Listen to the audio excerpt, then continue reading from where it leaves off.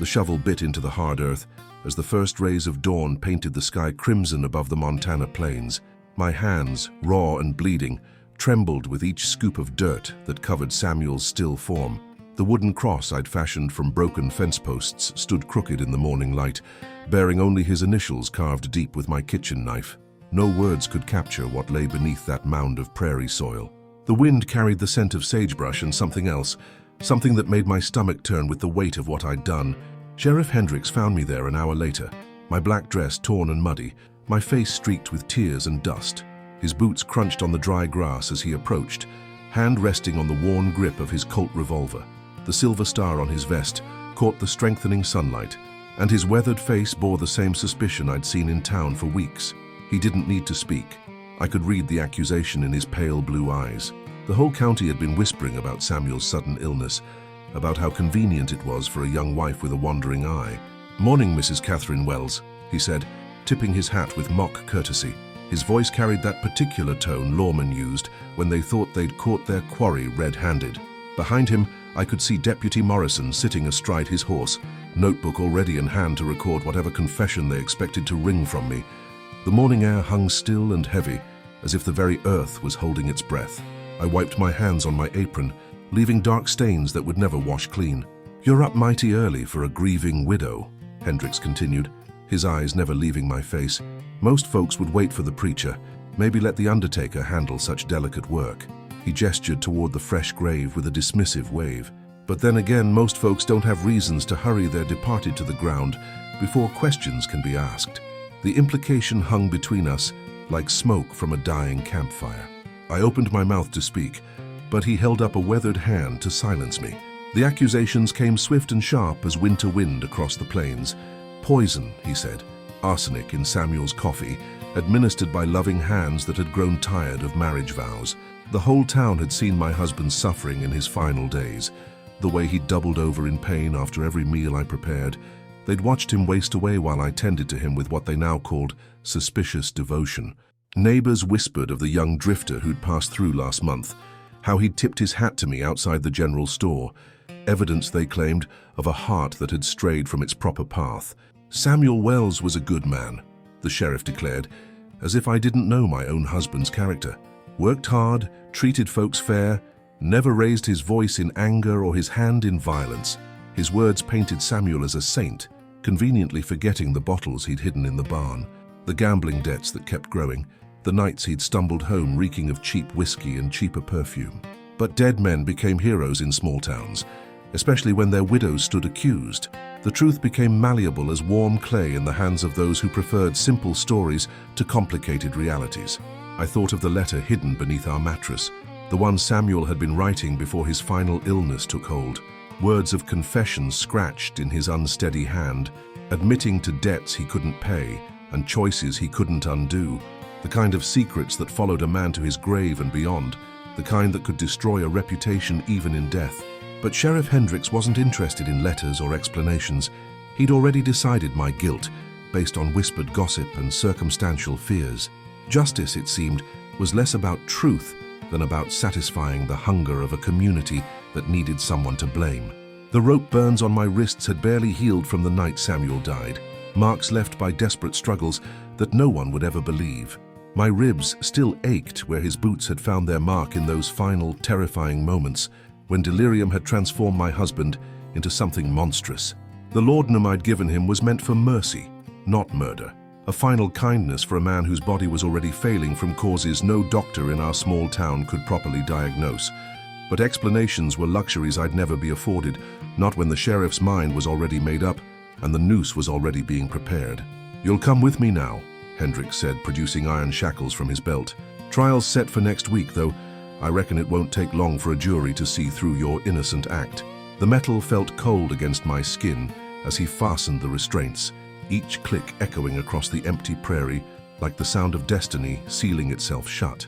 Behind us, Samuel's grave stood as silent witness to truths that would never see the light of day. The wind picked up, scattering dust across the cross that bore his name, already beginning the slow process of erasing evidence of his existence. As they led me toward town, I cast one final glance at the homestead Samuel and I had built together with sweat, hope, and borrowed money. The morning sun painted everything golden: the weathered barn, the small vegetable garden, the chicken coop where I'd found him that first night he'd taken sick. In a few hours, curious townspeople would come to gawk and whisper, picking through our belongings like vultures after a storm. But none of them would find what I'd buried deeper than any grave: the real truth about Samuel Wells and the terrible secret that had driven him to his final, desperate act. The jail cell in Willow Creek was little more than a box of rusted iron bars and broken dreams. I sat on the narrow cot, staring through the single barred window at the dusty main street, where townsfolk gathered in small clusters, their voices carrying speculation and judgment in equal measure. Mrs. Henderson from the Mercantile pointed toward the jailhouse while speaking to her companion, no doubt sharing her theory about my supposed crimes. The banker's wife shook her head with practiced sympathy, the kind reserved for scandals that brightened otherwise mundane days. These people had known me for 3 years, had bought my preserves at the church social and complimented my apple pies, but now I was nothing more than entertainment for their morning gossip. Samuel's business partner, Jacob Thornfield, arrived at midday with papers clutched in his weathered hands and guilt written across his face. Through the bars, he couldn't meet my eyes as he explained how the ranch would need to be sold to cover Samuel's debts that had grown far larger than I'd ever imagined. The gambling losses alone would have bankrupted us within months, even without the mysterious payments Samuel had been making to someone in the next county over. Jacob's voice trembled as he spoke of IOUs and promissory notes, of threats that had been made against Samuel's life by men whose names he dared not speak aloud. But even Jacob, who'd known my husband's true nature better than anyone, seemed reluctant to speak in my defense. The circuit judge, Honorable Marcus Whitfield, rode into town that afternoon with the authority of Solomon and the demeanor of a man who'd already heard too many sob stories to believe another one. His reputation preceded him like thunder before lightning: quick trials, quicker verdicts, and a particular distaste for women who stepped outside society's narrow definitions of proper behavior. I watched through my cell window as he dismounted his grey stallion, his black coat dust-covered from the long ride, but his bearing still dignified and imposing. The townspeople gathered around him like moths to flame, eager to share their version of events and their certainty of my guilt. Dr. Elias Crane, the town's only physician, visited me as the sun began its descent toward the western mountains. His medical bag sat unopened beside him as he studied my face with the same intensity he'd once used to examine Samuel's symptoms. The old doctor had been suspicious of my husband's illness from the beginning, noting inconsistencies in the progression of his condition that didn't match typical cases of poisoning. But Dr. Crane was also a man of science in a town that preferred simple explanations to complex medical mysteries, and his attempts to suggest alternative causes for Samuel's death had fallen on deaf ears. Now he sat before me, clearly torn between professional obligation and personal doubt. "I've seen men die from many causes," Dr. Crane said quietly, his voice barely audible above the sounds of evening settling over the town. Samuel's symptoms, they weren't entirely consistent with arsenic poisoning, despite what Sheriff Hendricks claims. He pulled out a small leather journal, its pages filled with careful observations about my husband's final days.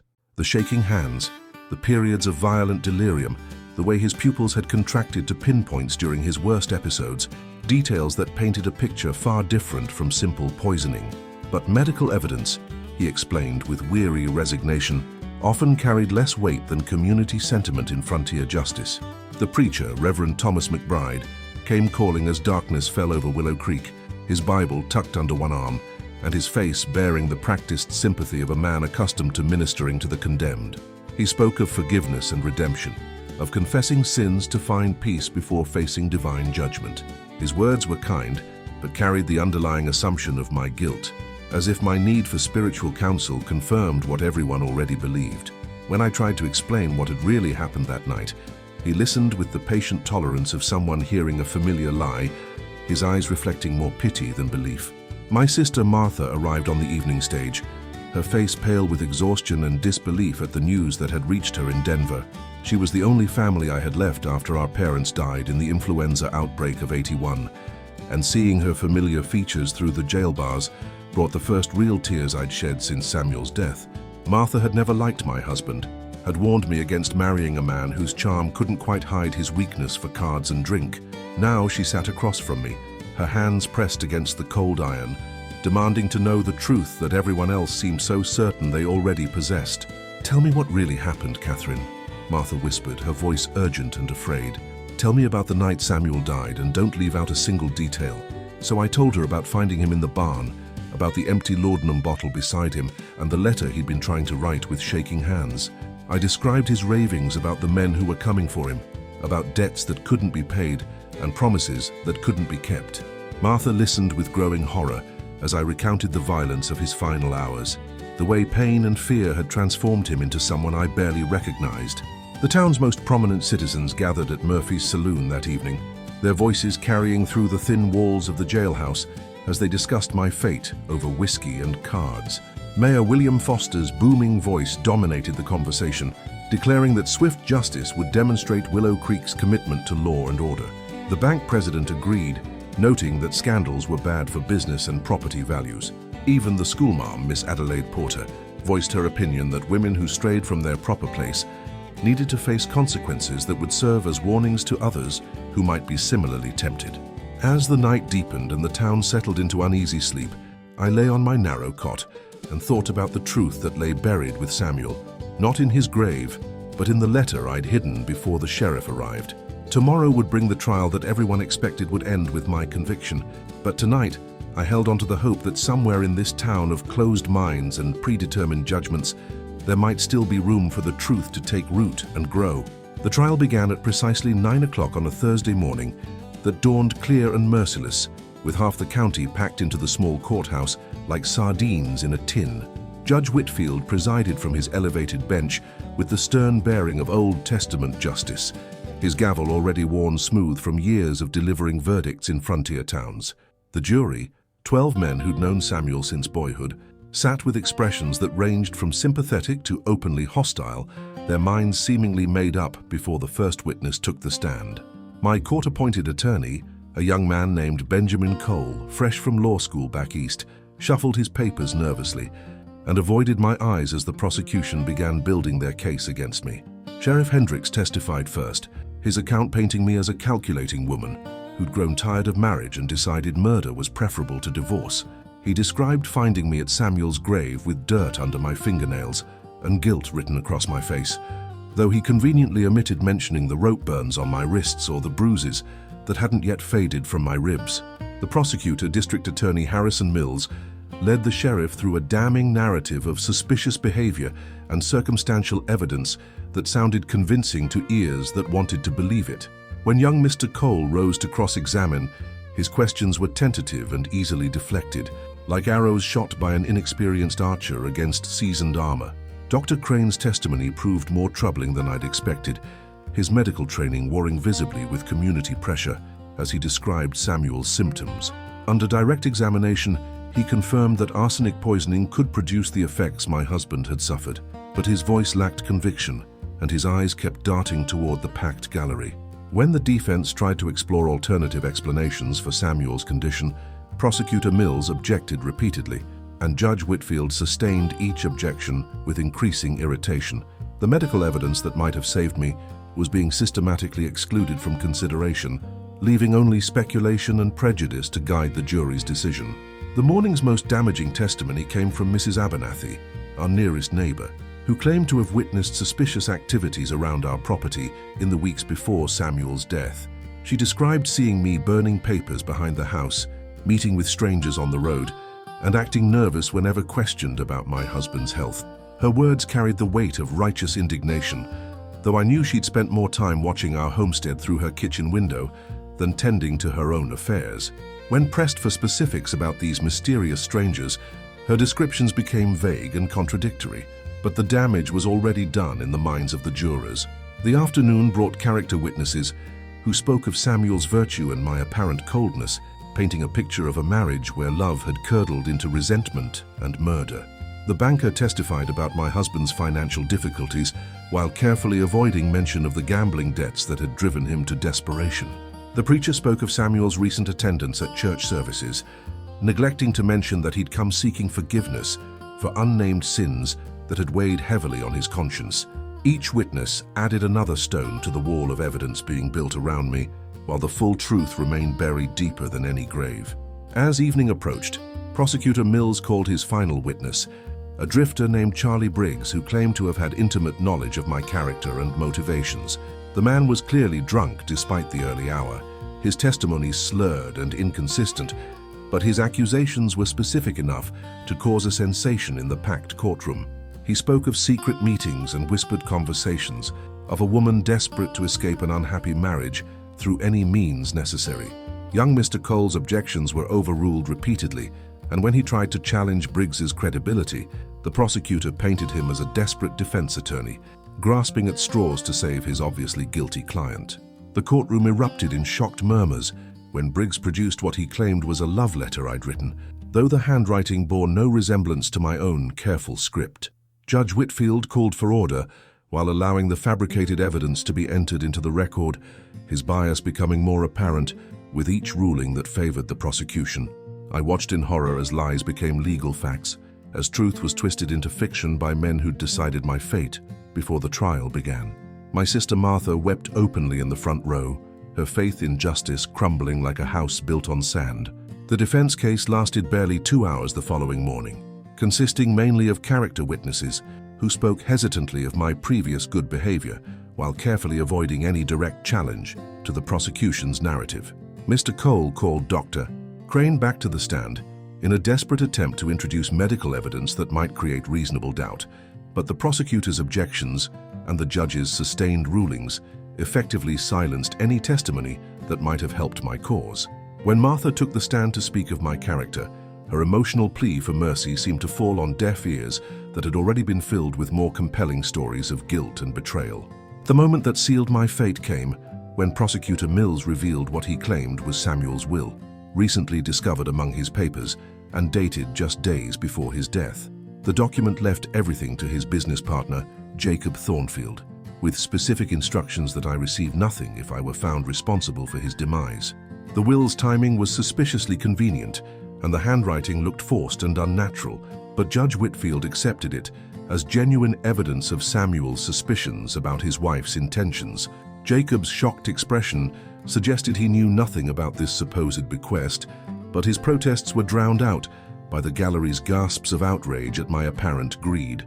As closing arguments began that afternoon, I realized with crystalline clarity that truth had never been the goal of this proceeding.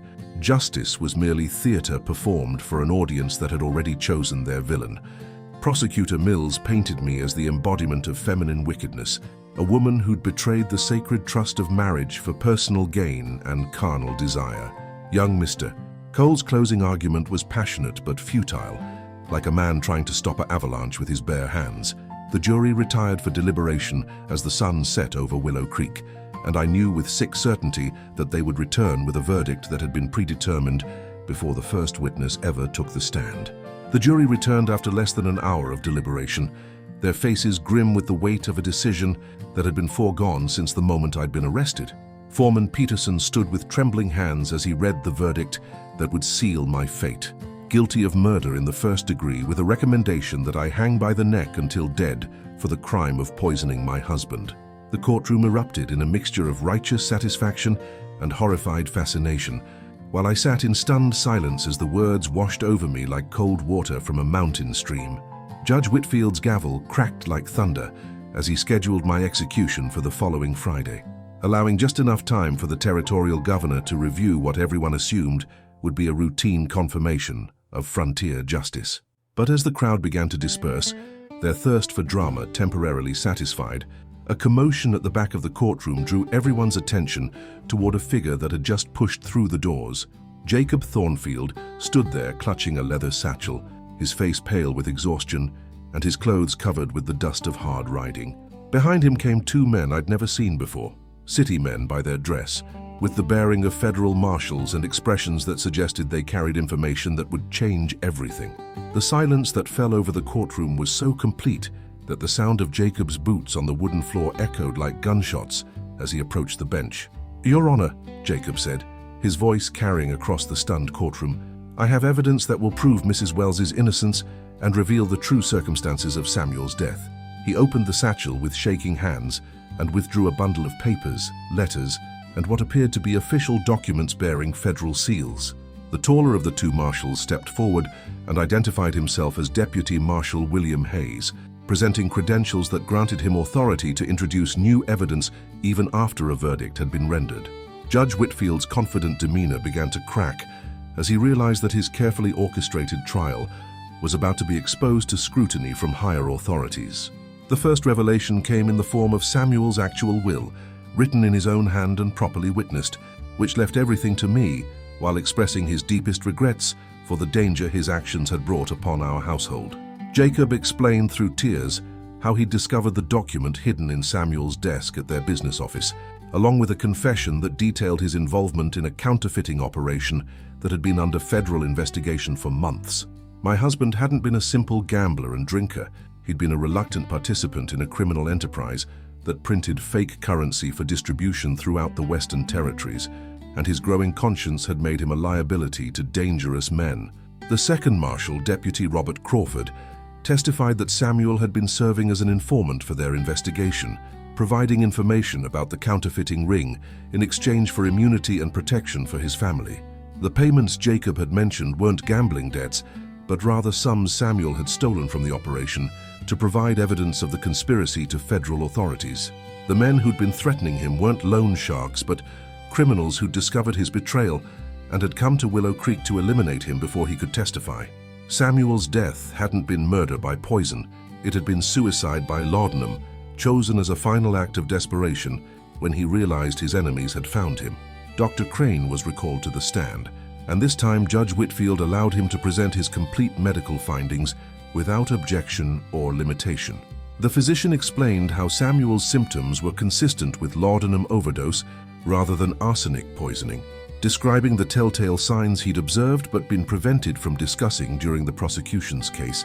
The rope burns on my wrists and the bruises on my body, he testified, were consistent with my account of trying to restrain a man in the throes of drug-induced delirium, not evidence of a struggle between murderer and victim. The empty laudanum bottle found at the scene contained enough of the drug to kill a horse, far more than would be needed for pain management. The courtroom sat in stunned silence as Jacob read portions of Samuel's final letter, the confession I'd tried to save, but which had been dismissed as fabricated evidence by authorities more interested in convenient conclusions than complicated truths. In his own handwriting, my husband detailed his involvement with the counterfeiters, his growing fear as the net closed around them, and his desperate decision to end his own life rather than face execution or bring further danger to the woman he loved. He begged my forgiveness for the pain his choices had caused and expressed his hope that his death would satisfy his enemy's desire for vengeance, allowing me to live safely after his passing. The federal marshals presented additional evidence that painted a picture of a criminal organization with tentacles reaching into every corner of the territory, an operation sophisticated enough to corrupt local officials and manufacture evidence against inconvenient witnesses. Sheriff Hendricks's face went white as they revealed his own connections to the counterfeiting ring, bribes he'd accepted to look the other way, and evidence he'd suppressed to protect the real criminals. The fabricated love letter, the convenient testimony of Charlie Briggs, even the suspicious timing of Samuel's supposed will, all had been manufactured to ensure that I would hang for a crime I didn't commit, silencing forever any questions about my husband's true cause of death. As the full scope of the conspiracy became clear, Judge Whitfield found himself in the impossible position of having to reverse a verdict that had been based entirely on perjured testimony and manufactured evidence. The crowd that had bayed for my blood now murmured uneasily as they realized they'd been manipulated by men who saw small-town prejudices as tools to be exploited for their own protection. My attorney, young Mr. Cole, stood with tears in his eyes as he watched justice finally, belatedly, stumble toward truth after being led astray by lies and assumptions. The charges against me were dismissed with the same swift finality that had characterized my conviction, though no amount of legal vindication could restore the reputation that had been destroyed or erase the memory of standing on the scaffold with a noose around my neck. As I walked free from the courthouse that had nearly become my tomb, I carried with me the bitter knowledge that truth was often less powerful than prejudice, that justice could be bought and sold like any other commodity in frontier towns where federal oversight was distant and local corruption ran deep. Samuel was still dead, still buried beneath that crooked cross I'd fashioned with my own hands, But now at least his memory could rest in peace alongside the truth of his final, desperate sacrifice.